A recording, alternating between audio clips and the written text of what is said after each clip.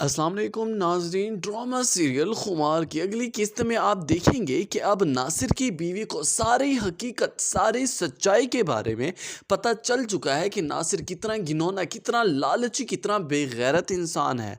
ऐसे में जब नासिर अपने इलाज के लिए हॉस्पिटल जाकर एडमिट होता है, वहाँ पर रो रहा होता है, कुरला रहा होता है, लेकिन उसके ख्याल रखने के लिए उसके पास कोई भी नहीं होता।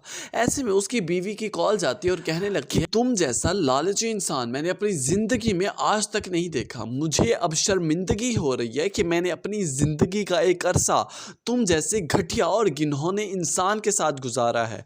तुम्हारे मोबाइल, तुम्हारे लैपटॉप से जो मवाद मुझे मिला है, मुझे अब खुद से घिन आने लग गई है कि मैंने क्या फ़ैसला किया था तुमसे शादी करने का। अब नासिर ये सारी बातें सुनकर कुछ बोलना चाहता है, लेकिन उसके पास अल्फाज ही नहीं होते कहने के लिए, ना ही उसकी आवाज़ निकलती है। उसकी बीवी कहने लगती है कि बस ठीक है, मुझे अब तुम्हारे साथ मज़ीद ज़िंदगी नहीं गुजार। हो सकता है कि यहीं पर ही नासिर की बीवी अपनी तलाक का मुतालबा कर दे। कहने लगेगी कि अगर तुम मुझे तलाक नहीं दोगे तो मैं तुम्हें खुद ही खुला का नोटिस भिजवा दूंगी। व्यूअर्स, दूसरी तरफ लाइबा एक बार फिर से वकास की बातों में आ रही है, फिर से उसके झांसे में फंसने जा रही है, अपने आप को बर्बाद करने जा रही है।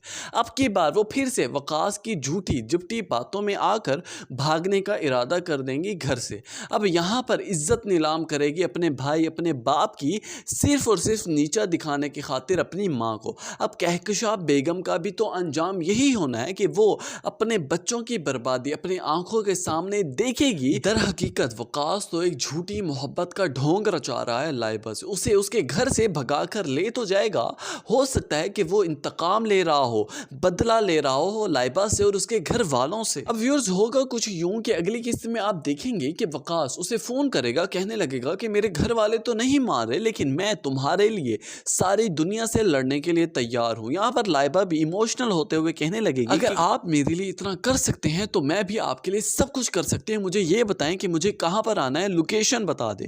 अभी ये बात कर ही रही होते कि पीछे से कहकशा बेगम आ जाती है और सारी के सारी बातें लाइबा की सुन लेती है। और दूसरी तरफ नाजरीन एक बार फिर से फायज हरीम के घर जाएगा और उसके बाप के सामने बैठकर आहो फरियाद करने लगेगा। हरीम की गलतियों का चिट्ठा कट्टा खोलकर बैठ जाएगा, कहने लगेगा कि आपकी बेटी एक कातिल है। ये बात सुनते ही हरीम के वालिद के तो औसान खता हो जाते हैं, एकदम से परेशान हो जाते हैं। लेकिन फायज कहने लगेगा कि उसके हाथ में कोई हथियार, कोई छुरी, कोई पिस्तौल नहीं है।